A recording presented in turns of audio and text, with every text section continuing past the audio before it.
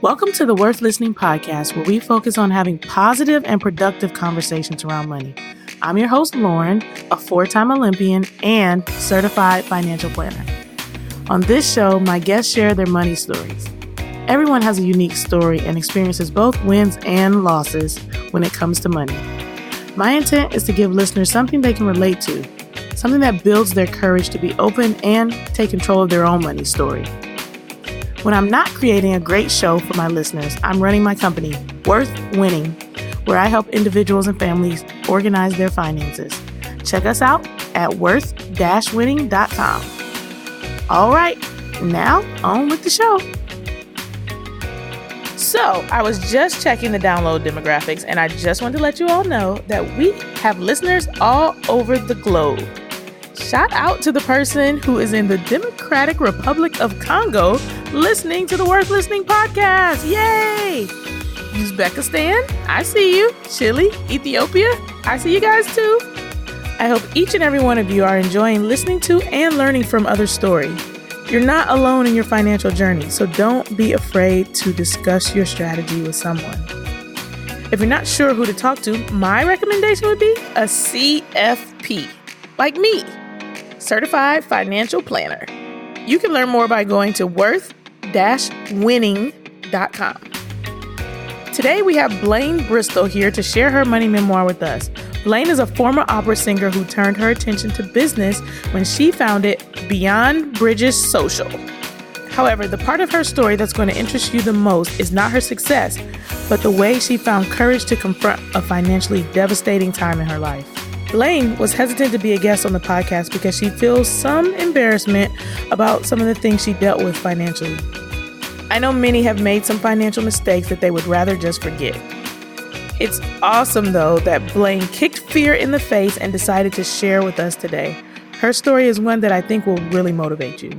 She gets completely vulnerable with us as she shares how the death of a friend affected her and her husband's spending, where they went wrong in their finances, and the light bulb moment that she had that changed everything. If you've ever felt embarrassed about your finances or like your situation was hopeless, you're not going to want to miss this episode. Blayne, thanks so much for being on the show today. Thank you for having me. So let's start at the beginning. Tell us a little bit about where you're from and how you grew up. So I am born and raised in Dallas, Texas. Yay for Dallas. Love it. 3rd generation Dallasite. Growing up, I grew up in a townhouse, I guess, kind of 2-bedroom, 2-story place over near the toll road in Spring Valley, which is not a bad neighborhood.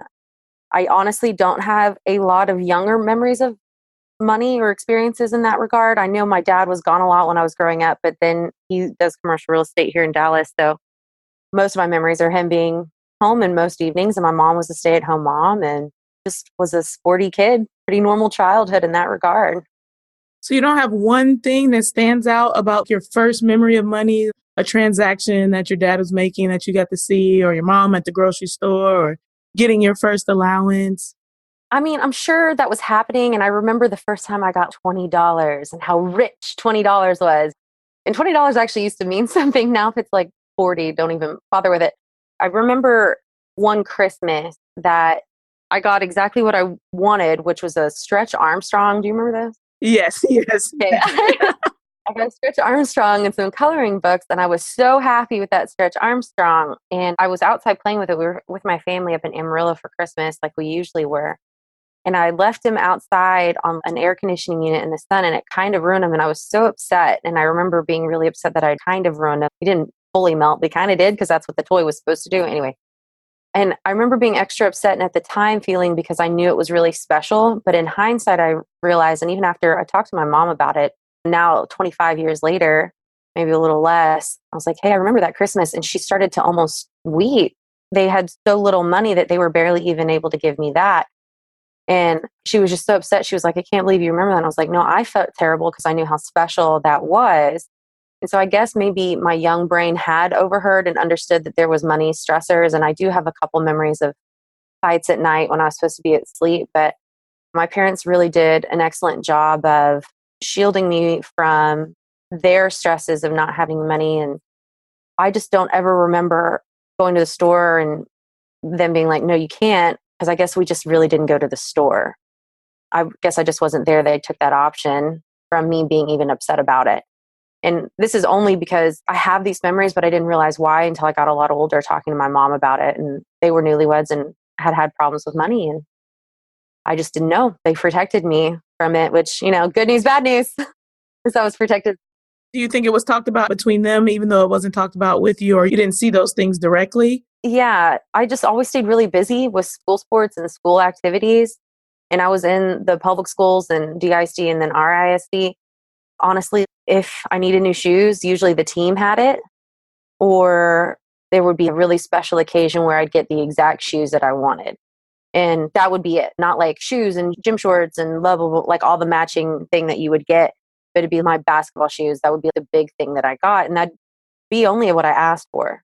Was there coupon clipping or bargain shopping? And I think there was, but again, it's totally idyllic childhood, totally protected from it.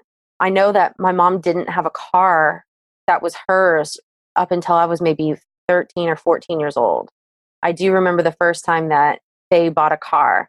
The car that she had when my parents got married, my dad took because he didn't have one when they got married, and he kind of trashed a little bit. Sorry, Dad.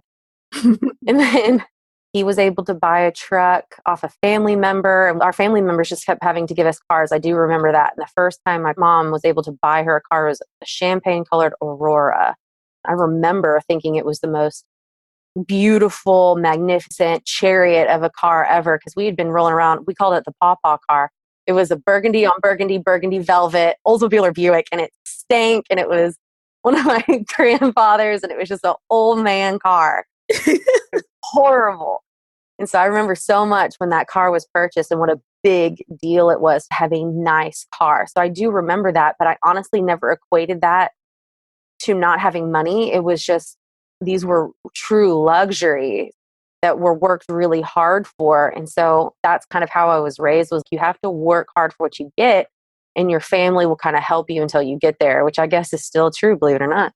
But that's probably not the answer you want to hear. No, there's no right or wrong answers here. It is your story. So whatever your story is the right answer. I never remember thinking, oh, we're too poor to be with these people, or I don't have any memories of that. But I'm sure actually my parents were really scraping.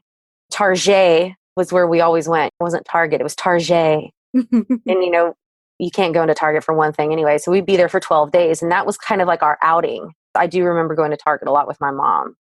Or we'd go to Home Depot and we'd leave with a candlestick or two and a magazine after being there for hours. And I do remember that because I made jokes about it. Epic journey to slay Satan at Home Depot, and you come out with 2 candlesticks and a magazine. And I only realize now, looking back.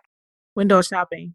Yeah, I guess so. I guess if my mom was window shopping and took me along with her, and I always enjoyed my mom's company. I'm an only child, so it wasn't like there was a whole bunch of kids running around. It was just me and my mom, and she had me when she was a little older, so she never baby talked me or anything like that. She always just talked to me like an adult, just maybe not about adult things. So going shopping with her was really not a big deal or that boring. She would explain wallpaper decorating or whatever it was. Yeah, some of the most valuable things in our life are things that are free. And window shopping is one of those things. You get to be out, you get to be spending time. That time spent is valuable. The relationship built because you spend that time is valuable. Yeah, that's what we would do. Yeah, it doesn't have to be purchasing things. So what about your first job? When did you start to work? Is that in high school? Well, in high school, I'm a little spoiled in this regard. My job was sports in school and music. So as long as I kept up all three, I didn't have to work. So I played basketball and volleyball and ran track and football manager and trainer all through high school. And I had pretty A's and B's, pretty good grades. Good enough to get into Texas anyway. And then I was also a state champion at piano and singing opera. And I didn't have to work as long as I kept all that up, which kept me pretty busy. Wait, hold on just one second. A state champion at singing opera and playing the piano. Yeah. Yep. I have the big gold medal medallion too. I have the legit thing that you get. It's pretty cool. That is unbelievable. So let's pause there and talk a little bit about the cost of, they say that instruments are expensive. They are. Yeah. And then lessons to do those things are expensive as well. The lessons I got, I remember being pretty lucky on that. There was a woman down the street, Mrs. Crosskull, who I think does still teach. She's still around our family neighborhood too. Love her to death.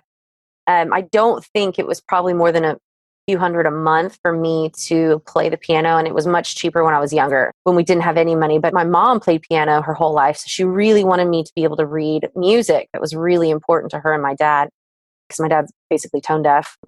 He loves that weird musical, though. He loves music. He just can't sing. So I think I started piano in the 5th grade. It was just 15 minutes once a week just to get me used to it. And then by the time I was a senior in high school, it was more expensive. And I know my family was also making more money because there was a particular Christmas, my sophomore, junior year of high school, where my mom had this huge manila envelope with this big red bow around it. And she gave it to my dad, and they both started crying and laughing.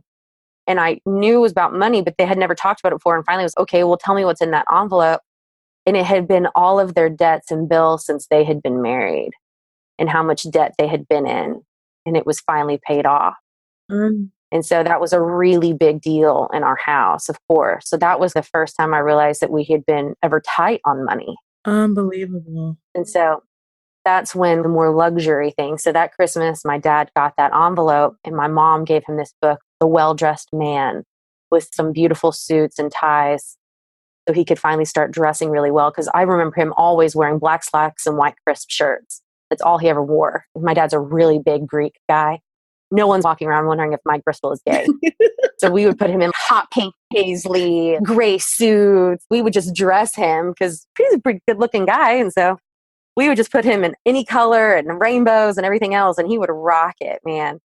I remember that so specifically, realizing for the first time they had been struggling. Well, they had just kept me busy. They're like, you're going to be participating in the school activity and everything else. And it never occurred to me that that was strange, but I guess all those activities were free and they would keep me out of trouble. And everybody in my family played sports. So sports was really important for discipline. And so that's what I did.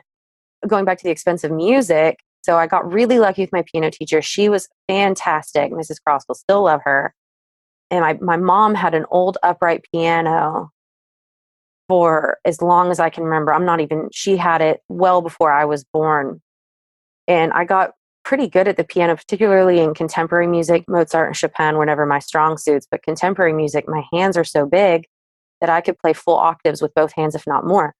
So I ended up playing these really aggressive, violent pieces, and I literally played the piano so aggressively that I pounded all the felt off of the things that hit the strings that make the sound in a piano, and it broke her heart. But once I was starting to go to state really consistently, she sold her piano, and I was gifted / she got it for herself, but I'm an only child, so it'll be my piano one day. We got a baby grand. Wow. I'm sure that cost what a car cost. And then I won state the next 3 years, being able to practice on such a aggressive piano, and it's still here. We still have it. Unbelievable. That is so awesome. Now, that's not the normal story of people who make their career playing piano. That was a luxury. I'm fully aware of that. Tell me a little bit more about life in high school from a standpoint of, like you said, you didn't have to work and your job was just go to school, take care of things. But was there any conversation of college is the next step? And like you said, your job is to play these sports and get ready for what?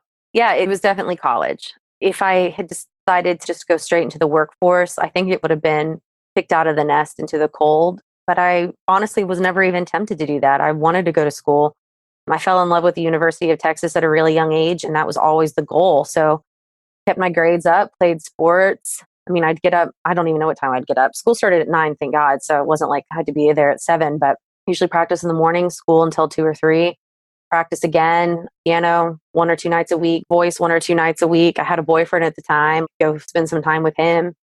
And then I got into Texas spring break of my senior year, got the letter, and I was like, send the check, get ready to go. And I had gotten a scholarship for the first 2.5 years. We sent it right off, and that was that. I was into Texas, and I'd gotten into the music school, went down and auditioned and made it into the School of Music. So there was no pause. Had that summer, I was working out because I was considering walking onto the basketball team, so I was staying in pretty good shape. I think I had a couple local summer camps that I was going to, and I did a visit to Texas for the summer, like an orientation.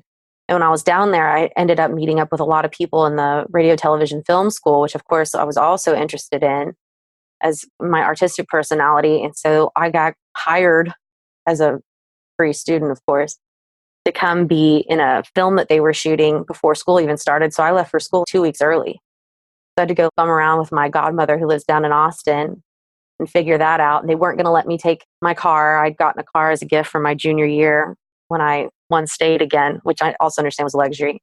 I didn't even have my driver's license yet. Whoops.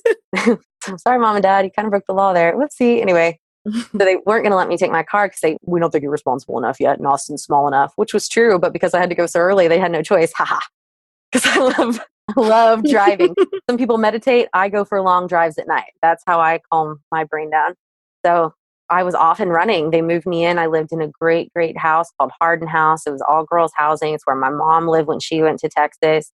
Took a full 20-hour load. Failed my first year really, really bad because I'd never had to study in high school because it was so easy. So I didn't have to study, and I didn't know how to when I got to Texas.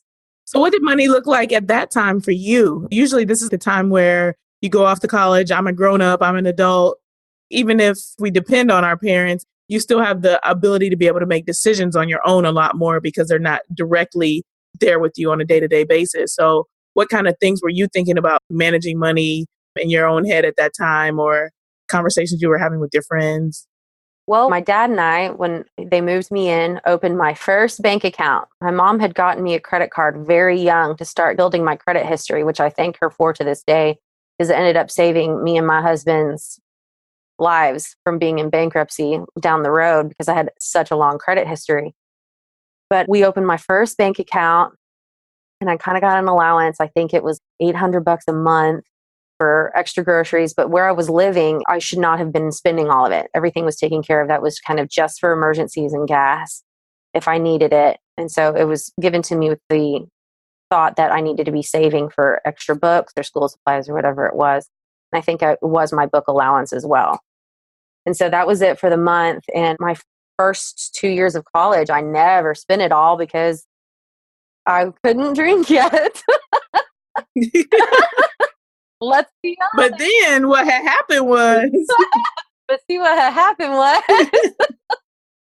So those first 2.5 years, I did do my job of saving money because I was so busy again. So this was the deal. Again, if I could keep up with my school and sports, I didn't have to have a job, right? Well, that applied to college. So in October of my freshman year at Texas, my best high school friend dropped dead of a heart attack. And he was not in good health, and he was abusing drugs. And I guess it should have been expected, but it was sudden. And that really messed with me. And I realized at 18 just really how short life was. So I took about a week of mourning or two. The music school does not allow you to have any absences. 3 absences fail the class no matter what you have in the grades, which still infuriates me to this day, but whatever. So I had to go back before I was ready, but it made me realize, like I said, life was so short. So I walked on to the basketball team. Basketball is always what I'd done. I walked on, and so I started playing sports again. So now I was in sports and school. Now my grades suffered because I didn't know how to balance it, but I really loved playing basketball for Jody Conrad, and it turned out being her last year and the coach coming up, and I didn't agree on it. So here we are at the end of my freshman year. I have a 1.68. It was terrible. In my defense, though, they did put all women's chorus at 3:00 on Fridays. I was never going to go to that class. So that was not fair. That was never going to happen. And I hate chorus anyway. I'm a solo singer. Like, ugh, yeah, I know how snotty that sounds. I don't care. So, I came home that summer, and I had auditioned and gotten a spot in singing over in France that summer. And I'd never left the country before. So that summer I went almost straight from school overseas, and I got to spend the whole summer in France singing. And that was a really awesome experience, and got to learn French. I was there for a really long time, maybe 2 months. When I came back, I had a week off, and then I ended up hostessing at our favorite little restaurant down the street. And that was the first time I really had a paycheck. That wasn't babysitting one-off here or there by force or whatever it was. And so that kind of started my resume in the restaurant business, which is a lot easier to maintain in Austin than anywhere else. So that was that first summer. And when I went back to Texas for sophomore year, the first day on the bus going to class, there was this really tall girl that I had not seen in the locker room before or around any of the facilities. And when someone's taller than me, that's kind of strange, but she was decked out in gear. So I was like, hey, what sport do you play? And she said she rowed crew. And I was like, what's that? What is rowing crew? And so she explained to me what it was and said they're actually open for novice, and the meeting's in 2 days. So because basketball wasn't going to work out with that new coach, I decided to go row crew. We went through the whole tryout process. 100 girls started. There were 70 within the first week, and then it was knocked down to maybe 16 girls. And we were the novice rowing team for the University of Texas. And it's where I met my best friend still to this day. And so I didn't have to have a job again because I was rowing crew. You always found a way to keep yourself busy. You were working at something, but you were like, nah. I honestly, it wasn't trying to avoid work. I love playing sports. I'm much better at playing sports than anything else. Well, I don't know what that means. To me, playing sports has always been easy and where I've always known my closest friends. And rowing is not a joke. I thought I was in good shape before. Oh my gosh. We were working out 70 hours a week or something. It was insane. You wouldn't believe how much effort and time went into that. So my grades, again, weren't spectacular. And in fact, they had gotten so low that I was going to lose my spot and the remainder of my scholarship. So second semester of my sophomore year, I had to make a decision. And unfortunately, that was the end of me playing sports. But in exchange, I got my first operatic lead singing Suor Angelica in Puccini's Suor Angelica, and immediately got hired to go sing it in Italy that next summer as well. So I started putting all my time and attention into schoolwork and singing. And that's when my GPA goes from 1.6 to a 3.6. So, Right. And then I started working regularly also. Well, then there's the opportunity to rebound. I think that's a really good lesson for everyone, is that you didn't ever give up. You got down there, you got low, but you just brought it back up. I think a lot of times some people feel like they can't dig themselves out of the hole and they just quit school and their life takes on a different trajectory. Yeah, that GPA hole was really, I was on and off academic probation for a while after that because math is not my strong suit, but English, history, sciences are. And there would be some semesters which I would stupidly put a math course in with a language course. And my languages are good, but learning languages at the pace that they want you to at university, it takes so much time and effort. And I really just couldn't balance it out. So my GPA would dip again. I'd have to really stack my strong classes in that next semester to really lift myself out of that hole. And it took me every bit, I'm not even lying, of 3 years to learn how to study. I'm really not joking. It took me 3 years at school to figure out how to study for my brain. I had never done it. So as a side note, on top of all the finances, even if high school is a breeze for you, take something on the side to where you're forced to learn to study. It will save you so much heartache in college. I mean, it speaks to preparation. I think preparation is a really important part of all parts of life, like you're saying. I guess so. From finances to studying to preparing for all different aspects of your future. Okay, so tell us what happens after college. Do you go off and become a famous singer or? Oh, I wish. I wished I was so close. So actually, this is where the story gets a little weird, right? My senior year, I was already really worn down and tired. I had been working all summers, either singing overseas, which, if you're going to work, you might as well be tired from that, right? That's the dream. But traveling back and forth was getting kind of tiring. And, I was working in restaurants all summer in Austin. I didn't feel great going into my senior year. I was already really worn down. I just maintained that high school speed through college, which is really hard to do. That's why in college they say pick one, and I just never did. It turns out there's repercussions for that. So I started my senior year, first semester, and I could not wake up for class. And like I said, the music school is very strict. 3 tardies equals an absence, 3 absences equals an F. Doesn't matter if you have an A in your coursework. And I couldn't get up. I couldn't get up. I couldn't get up. Thank goodness I had a really understanding first semester teacher. I made literally a 100 on every single exam, and he still had to flunk me. He felt terrible.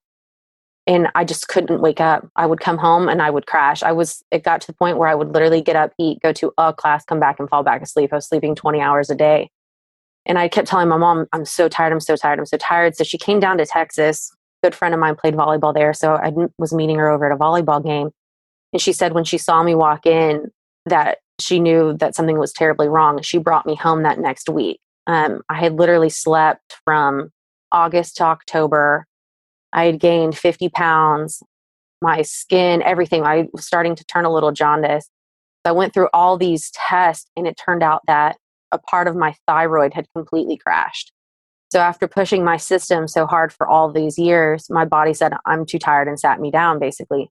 I had very serious hypothyroidism. So I had to stop school for a semester. And in fact, school started getting so wearing, I've had to finish my degree going to school every other semester. I couldn't maintain it for a full year. And so they put me on medicine, which I was immediately allergic to because most of your thyroid's in your intestine. And when you are allergic to intestinal medication, you have stomach issues. And it made it almost impossible to keep a job because I couldn't control my stomach. I would go to class and I'd get stuck in that building because I was literally afraid to leave because my stomach might turn on me getting home. So it got that bad for a while. They finally got me on some okay medicine and I started to finally come out of the slump and I was able to get to the gym. I was able to stay awake more than a few hours a day. I was finally getting better. And about that time, I was back in school and I had reached a point in my academic career where I was getting to take exactly the classes that I wanted, only the classes that I wanted, no more crap classes that they make you take. So I spent most of my time in my favorite classes, singing and in the gym, getting back into shape. This is 2010. And even though I knew the market had been bad in 2008, no one had really mentioned it yet, but that's when the shoe dropped. So I had spent all this time being sick and focused on myself and not paying attention to what was going on with my family, that I realized that we had been killed in the 2008 market and now everything was gone. By the time I looked up from being sick, my family was almost completely done. And so I was right there. I had finally gotten healthy. I was back in shape, great shape. My voice was at the top of its game. This is December of 2010. And I literally had to walk back down the cliff. And I made the choice to stop spending money to progress myself and start earning it and to pay back my parents to help them. There was no choice. Singing is expensive to pursue. If you want to talk about instruments being expensive, singing can cost almost $2,000 a month. And you can sing at church, but you're not making that much money unless you're singing kind of bigger roles. And even if you're one of the best singers in the world, you might be making six figures. So opera is just not the most lucrative thing. So I literally had to make the choice to walk away months from launching my career. Wow. So I walked back down the cliff. My very close family, the three of us had always been really close, were in complete and total shambles. And as the Lord always does, he sends you a gift. And that was my husband, which I wasn't asking for him. I was just trying to sort out what we were doing next. But in walks Jim, and we were met and married in 45 days. He told me within 5 days of meeting, he's like, I'm in love with you, Rhett. And I was like, okay, well, give me a month to figure it out. So, Wow. Met and married in 45 days. That is amazing. We've been married almost 7.5 years now. We're the exception. Like, we don't go ahead and recommend this to people. Like, don't worry. We're the exception, not the rule.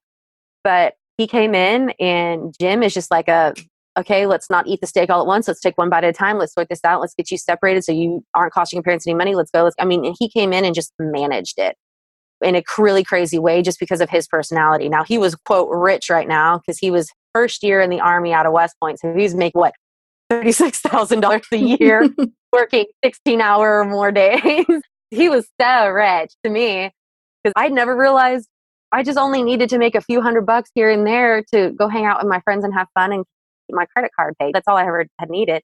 And now all of a sudden I'm like, how much does my rent cost? What is this? Like, freaking out. I never realized because I knew what it cost, but I didn't think about it. I can't explain how selfish my thinking was. I really had only ever gone to school, played sports, and done music and done really well at it. So I didn't have to worry about anything else. And now here I was, hey, you better sort your life out. You're going to be in big trouble. Right. So here was a big dose of reality. And thank God in comes Jim. I've still never done my own taxes. I'm sorry, guys. Like, judge me all you want. I've never done my own taxes. This is it. I went from being a daughter to married at 22 years old. Super sorry. Judge me all you want. I'm never going to learn how to do them, I swear. Nope, you got it, babe. Love you. I'm not good at math. This is not my forte, okay? Like, this is a good thing. If you can't write a paper, I'll write it for you. You just do my numbers. Anyway, so I'm better now, but it's still probably not going to be my taxes. Anyways, so I squeaked out school one more year. I had it paid for up until now, so I took student loans to get it. And I was so close to finishing and I was just right there. And so I was trying to grind it out. And then boom, the choice was taken from me. I had to leave Austin. So after 7 years of Austin, I had to go. So I moved up to Killeen with my husband. He was stationed in Killeen in Fort Hood. We're a Match.com couple because I know someone's going to wonder. for the 45-day thing. There you go, Match.com. So move up to Fort Hood, and Fort Hood is miserable. It's horrible. Fort Hood is an armpit of America. It's flat. It's brown. It's horrible. And because my husband was an officer at the time, even though he was not super high ranked or anything, he was a baby officer. But most of the places that you can work in Killeen are places like Hooters and Twin Peaks. And he was like, yeah, you're not working there because my soldiers are not going to come in and see you with your boobs hanging Right. out. Google my wife. Yes, he was like, you're not going to work there. So there ended up being an Ulta beauty supply, right? Okay, years of restaurants. And now I'm like, okay, I'll go work at the beauty supply store. I don't know anything about makeup. And for some reason they hire me. Sure, whatever. So now I'm making a whopping $8 an hour behind the cash register. Yeehaw. So that's what I'm doing in Killeen. I'm being miserable and working at Ulta. It's fantastic. So I lasted 6 months and got myself transferred from Ulta and Killeen to Ulta in Dallas and moved back in with my parents. What year is it now? Got to be 2013 or 14. While I'm working at Ulta in Dallas, late one night, a whole bunch of girls come in dressed in all black, which is code for retail. I don't know if you've ever seen women walking around all black and clear purses. They work retail. That's what that means. And so I help them check out and find a couple things. And this girl gives me her card. She's like, you're way too fantastic to be behind the cash register. I'm a product specialist over at Neiman Marcus. Call me and I'm going to get you an interview. And I was like, sure, okay. These people say that and they don't mean anything. I called her. I had an interview the next day. I went through 3 interviews in one day and got my first real job at Neiman Marcus. And I went from making $8 an hour to $22 an hour. To me, I was the richest person in the world, right? This was the most money I had ever made. My husband had gotten promoted over the years in the Army. If you're a good officer, they're very consistent about that.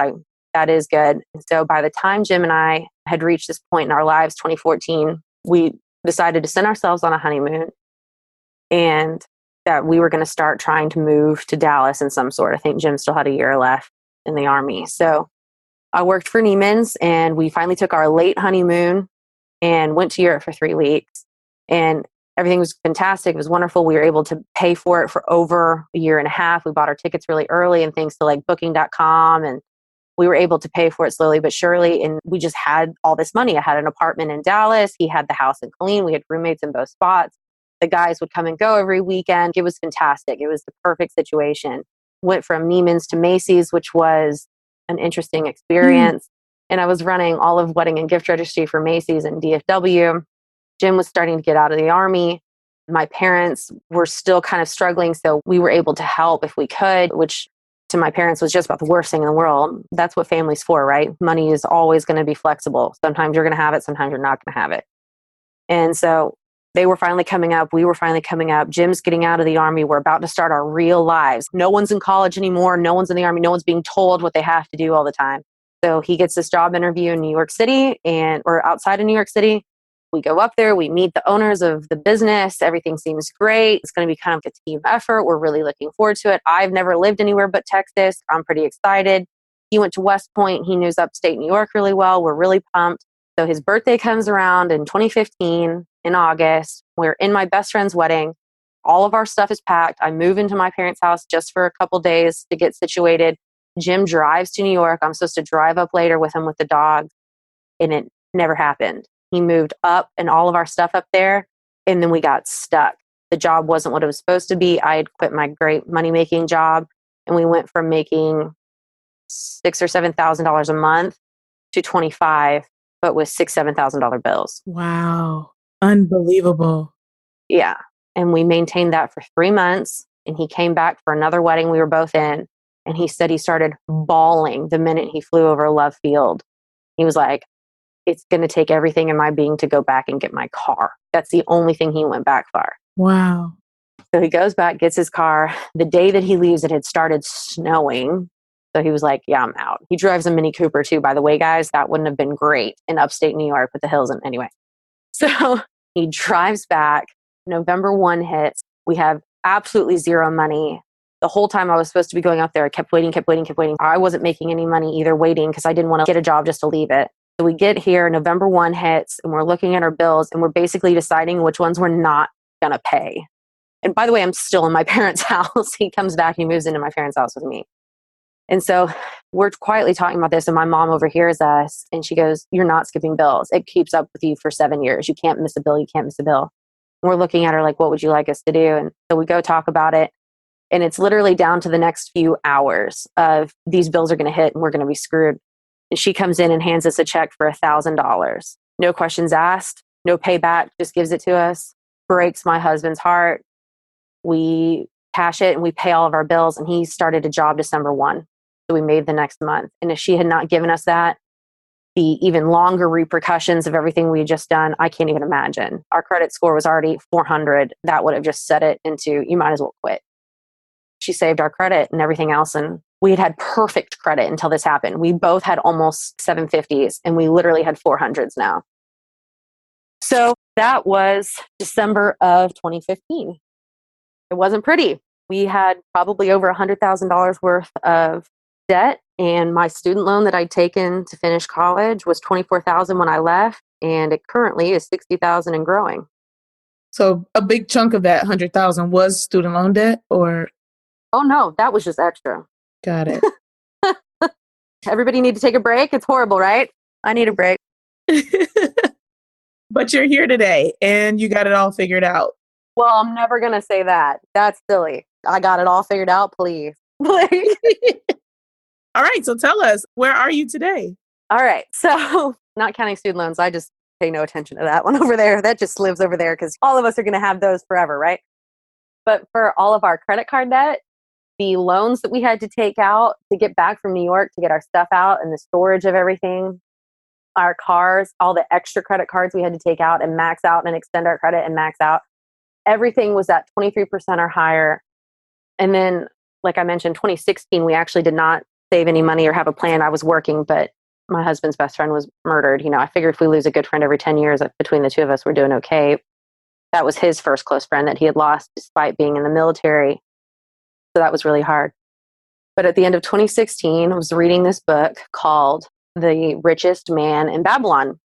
And at this point, I was just scraping for straws to figure out, because we were never going to get out of this debt. We were going to be living with my parents as 30-year-olds with 15 kids forever. Nothing was ever going to change. We don't have any children, but that's what it felt like. And there's chapters in this book that are broken down according to what you're doing. And I'd gotten to the chapter about investments and I almost shut the book and threw it on the ground because I'm in so much debt. Why should I even read about investing? Right. But I read the first page, and the principle is to make your gold have gold babies while you're not working. Make sure your gold is making gold. And so I read that, and the thought almost simultaneously occurs. So I set the book down and kind of went underwater and started to think about it. And I'm not joking. It took me 2 months to articulate what I had sorted out in my brain. Math, not a strong suit, once again. So I realized that if we started paying off things that would get us the most money back, the money that we put in would get the most money back, then we would start a positive money train rolling, right? So if we could just save $2,000, we could pay off Jim's car and get $450 back, or we could pay off our credit card and get $80 back. Now, everybody in my life was saying, you have to pay off the credit cards, you have to pay off the credit cards, the interest rate, cars are depreciating assets, don't bother paying those off early, it doesn't matter. Well, I realized that they were wrong, particularly for us, that all this advice from my parents, my grandparents, Jim's grandparents, everybody who meant well, they were just wrong. Why would I spend $2,000 to make 80 when I could spend $2,000 to make 450? That seemed like a much better deal. So I sat down January of 2017 and I wrote out all of my credit card information, top to bottom, put it in order. I wrote down all of my car information, top to bottom, put it in order. I wrote down all of my husband's credit card information, top to bottom, put it in order. And I started to stack them ranging from lowest monthly payment to highest and how much was owed on each thing. Mm-hmm. So if we had a credit card that only had $500, but we'd only get 30 back, then that went into one column versus a high return of paying off a car. So I stacked it all up and broke it down as best I could. And I ran the numbers and I realized that every single credit card, loan, and car payment I had on this paper could be paid off in 2 years if we did it my way. Right. So I broke it down. It took me hours, y'all. I'm not kidding. It took me forever to get it right. I checked it, I rechecked it. I called the banks. I called my credit cards. I called everything. Is this right? Is this right? Is this right? And I did this all hand math. I don't work on computers when it comes to stuff like this because I can memorize it if I write it down. So I did all the hand math and I broke it down into plain English. My husband came home and our date was sitting here going over these numbers. He's extremely analytical and math based. So he pulls up the Excel sheet, something that still gives me anxiety to this day. And he thinks about it one way and I think about it another. And he takes my numbers and runs it through his thought process on the Excel sheet. And he realizes that I've done this correctly, that he's got the business degree and I'm just the idiot music major. And I've figured out how to get us out of $40,000 to $50,000 worth of debt in 2 years. There's no such thing as an idiot music major. I'm a glorified parent. I think it brings up a really good point about this idea. People just feel overwhelmed by their debt or whatever situation they've gotten themselves into, and they feel like there's no way out. And of course, we'd love for you to hire a financial planner or to go to this program or that program. But at the end of the day, it comes down to doing the math. Pull out your calculator, roll up your sleeves, and get it done. And that's what you did. That's all I could afford to do. So, I mean, that was it. Jim had been working for 1 year and we hadn't saved anything. We really hadn't made a debt. We only had $200 left each month after his paycheck on our bills. And I was like, I cannot live this way. He's got a great job. He's going to die. I really actually like my husband as much as I love him. He's going to have a heart attack at 20 something. I can't live this way. I say idiot music major, you're right. My musician friends who listen to this are going to be like, excuse me. They're brilliant theorists and everything else. They're wonderful. I just say I'm an idiot because all I do is sing. I'm a parrot. I'm so pretty. I just meant I don't have an engineering background. I don't have a finance background. I don't have anything. And we couldn't have afforded any outside help. And all the help we were getting, the free advice, was obviously really not working. Right. So the first thing that we did was file early and get our tax return in February.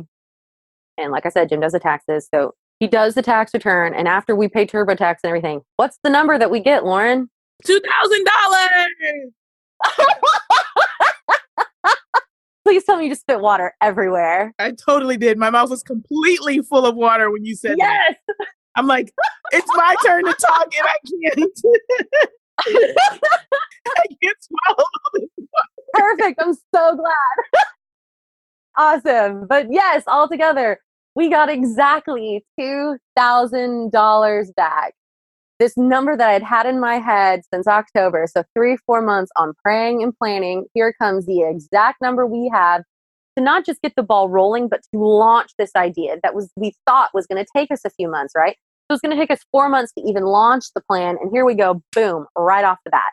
Tax return comes, we pay off Jim's car, $450. We went from having $200 a month to $650. We're rich, right? So we live like Puritans for 2 months, right? We just save every single penny we can. Boom, get to pay off the shark loan that we took to get our stuff back from New York. That was over 39% interest. Pay that off, other $300 in the bank. Now we have almost $1,000 in 3 months. Went from $200 to $1,000. So now the ball is rolling, right? Actually, now I'm making some good money doing my side business that I'm doing. Now we have $1,500 a month, every month consistently. Now we get to start paying off on my truck, which we still owed 3 more years on. We got that down to 1. My truck payment was also $450 because we had ruined our credit. So now we have $2,000 a month. So we just start paying everything out. I can't even tell you the snowball that it took going from $200 to $600 a month. I'm serious. We lived like Puritans for 2 months. The best deal in the world is there's a Dollar Theater in Dallas, Texas, up in Plano, and you can buy a reusable bucket of popcorn and can of soda for $12. That was our date. We just got our reusable the first time. You refill them for like $4. You get your tickets for like $4. It's a $10 date. That was it. That's all we did. We went to the gym for free. We went to the movies. That was it. And from that point on, because Taylor had died in 2016, we decided to spend 2017 paying off our big stuff and going and seeing the people that we hadn't seen in a few years because we realized that we might not get to see them again. So in 2017, we went to Santa Barbara. We went to New York. We hadn't traveled since he drove to New York. We hadn't left the house, basically. We barely left the street. I think we went even a few more places. It was such a miracle. It was an insane miracle. And so we went through the whole year and we paid off almost $20,000 worth of debt, making I mean, maybe $4,500 a month, maybe. I think that's being really generous in 1 year while taking all these trips. I think 45 is being pretty generous, maybe probably 35. But it meant no eating out, it meant no drinking. It basically meant no fun. If you want to lose weight and save money, stop having fun. That's basically the principle. But just taking that investment idea of making sure if you're going to spend money, you're getting money back, changed our entire lives. So here we are halfway through year 2 of this plan. We have about 8 months, and we went from that $200 of that paycheck, which equated to about 3% of that paycheck. By April of 2019, we should have 90% of every paycheck that just he brings home. This is all based off of his paycheck. My money doesn't even contribute to this at all. It's only based off my husband's. Mine is basically just to pay principals in other places now. Everything, single thing will be paid off. No credit card debt, no car payments, no nothing. Just my student loans. Sorry, student loans. You'll get taken care of eventually. And then keeping our phone on, something that you're going to have to pay every month anyway. You're never going to get fully all the way out of debt. But that's where we'll be. And let me tell you, we're not ever going to make this mistake again. The next plan, we will live very small for the next few years in order to have passive income. We have some big plans coming up that we want investment properties, and we'll never do this again. And seeing what happened to my parents when I was in college and had no mechanism with which to deal with that. And then they came out of it, and then we hit it, seeing what happened to parents. I don't want to ever do this to my kids. I know it's not their fault. It was the economy, but it really almost destroyed my family, the economy, and just money. Was it money and something else, right?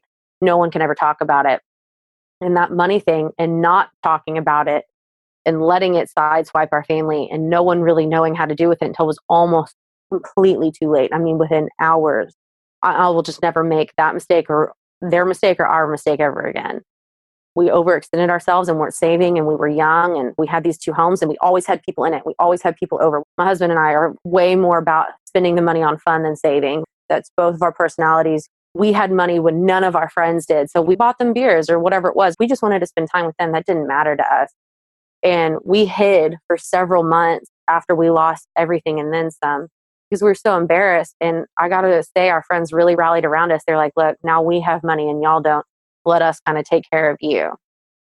And they paid us back, quote unquote. It all evens out in the long run. And so they really rallied around us that while we weren't spending money, they're like, okay, come over. Like, we'll buy the beer and the wine. We just want to see you guys. Leave the house, get out of your dark little hovel and come play with us. But it's not been easy. There have been days when I have been running around, screaming and cussing at the top of my lungs, hating our current living situation, miserable with 3 dogs and no space. And I can remember one day trying to put stuff away in the closet, and by closet, that's being very generous, and everything literally fell on top of me. I have never hit such a screaming, weeping fit in my life. I mean, hissy fit, pure blown toddler stamping my feet. I'm a big woman. Like, this is not a cute look on me. And my husband was sitting there looking at me like I had grown another head, which I had for all intents and purposes. He's had his days too, where he comes from and he's furious. During all this, I decided to start a business instead of doing a job that I hated, which I still can't decide if that's the right decision. We'll see. We'll figure that one out later. But what I love about you guys' story is that this terrible thing happened. You band together, you get a plan, you get behind that plan, you figure it all out. And like you said, you'll never make this decision again. So I think one of the biggest things that we do is we get embarrassed about these things. We don't want to talk about them. And we feel helpless to be able to get ourselves out of this thing. Absolutely. And so we really need to get ourselves out, get our plan, and then move forward. And getting the plan was damn near the hardest part. At some point, it really looked way easier to just drink our lives away and just screw it. I'm telling you, you don't have to be young or old to feel this way. There is no age limit on, I'm going to call it failure. Now, I know that's a strong word, but my husband was an extremely successful athlete and West Point grad. I was extremely successful athlete and Texas student. This was failure to us. If 2 people weren't going to screw up, it was going to be us, right? We had never screwed up before. He was valedictorian. He's brilliant. My husband's really brilliant. He's hilarious. He's wonderful. I love him to death. But he's really brilliant. This was not a mistake that he was going to make. I'm okay. I'm pretty smart. I thought I had this figured out. And he was so embarrassed about New York that we still haven't talked about it. And I want to sue their pants off, but I'm an aggressive person. He never wants to talk about it again.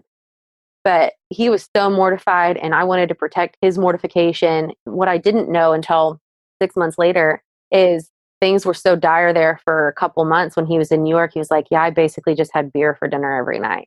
Wow. And he hadn't told me. Right.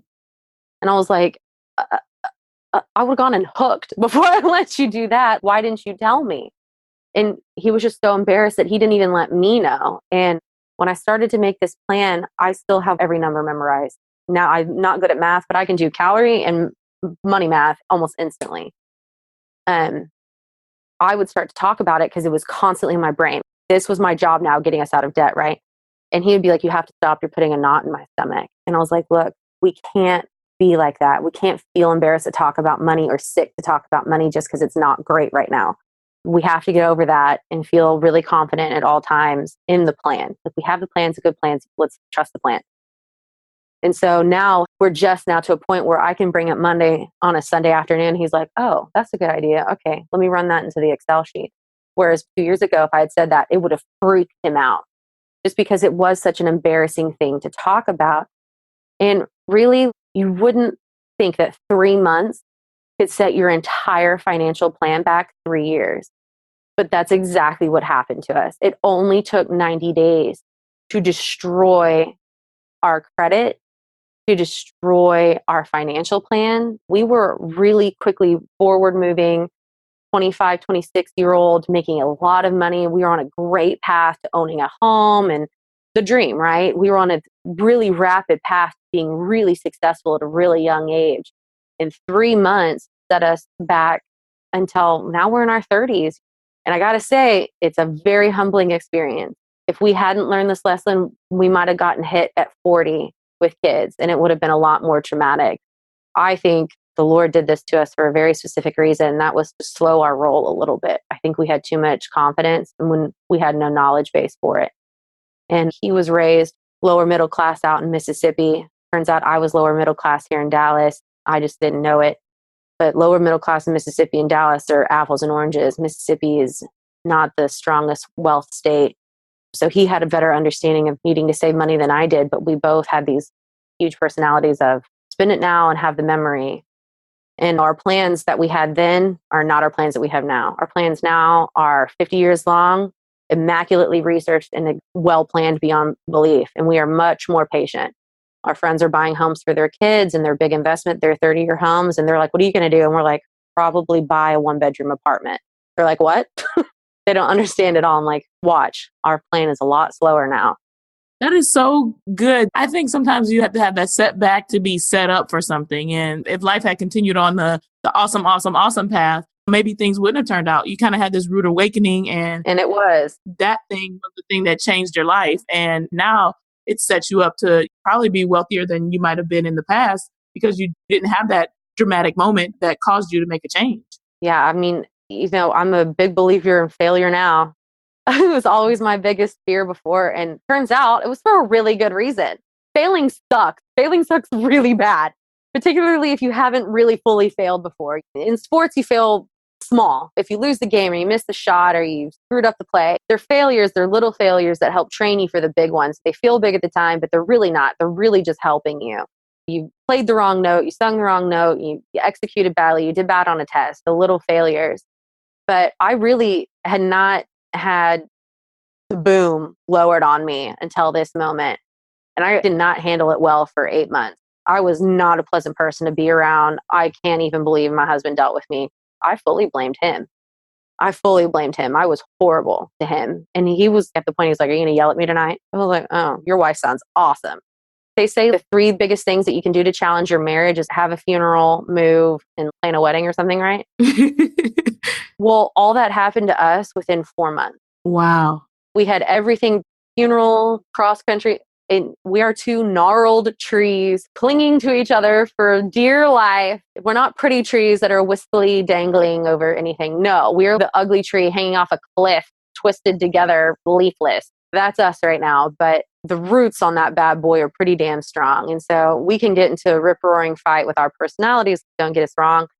But literally, we take 2 days to cool off and we're like, okay, we're pretty much the mushiest, most ridiculous couple ever. Everybody hates us because we actually really do like each other. And here we are. Awesome. Blayne, thanks so much for sharing your story today. I mean, this is unbelievable. Using investment principles to pay down debt. Bananas. Just the unbelievable 5 years of life of the amount of debt that you racked up in a short period of time. And then the plan that you created to be able to demolish it.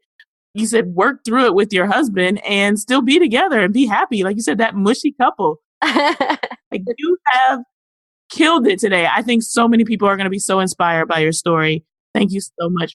Well, I hope so. If it helps one person, I'll be happy because it's still embarrassing. It's still embarrassing, but no one has to do it alone. And no one has to take just the advice of a 60-year-old who doesn't get that college costs more than a 6-pack and a tank of gas. It's hard now. It's so hard.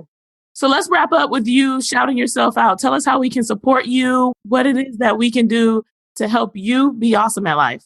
Well, after I've made all these mistakes, decided to start a business and now I'm brilliant. But nope, really started my business that has nothing to do with finances. Haha. It's Beyond Bridges Social, and it is the only one-stop shop for all marketing needs here in Dallas, Texas. Now, we are specifically geared for commercial real estate, but if you happen to need full services, we are on a client-to-client basis with really dynamic pricing and customizable options. And we do everything from photography, videography, drone, to digital rendering, pre-visualization, social media management, copywriting, press releases, online advertising. We do the full 9 and we run the full gambit. That's my baby, and I'm very proud of her. She's done really well over these past couple of years, despite not getting the most water, so to speak. It sounds like you're going to be able to feed her soon, though. Yeah, slowly but surely. You know, that's what bootstrapping is for. We have no debt. The business has no debt. That's the best part, right? We've been able to bootstrap our way along and keep it afloat, and think business is going pretty good. Dallas, Texas is a good place to be for commercial real estate and marketing. So that's me, Beyond Bridges Social. Boom. Thanks, Blayne. Thanks so much, Lauren. I hope you enjoyed listening to Blayne's money memoir. Blayne got into the details of her struggle, both physically and financially. Rebounding from hypothyroidism to then have to take on financial devastation had to be hard. However, her story didn't end there. Sometimes life will punch you in the face, then turn around and kick you in the gut. This is when you have to decide to grow instead of quit. I love the cliche, what doesn't kill you can only make you stronger.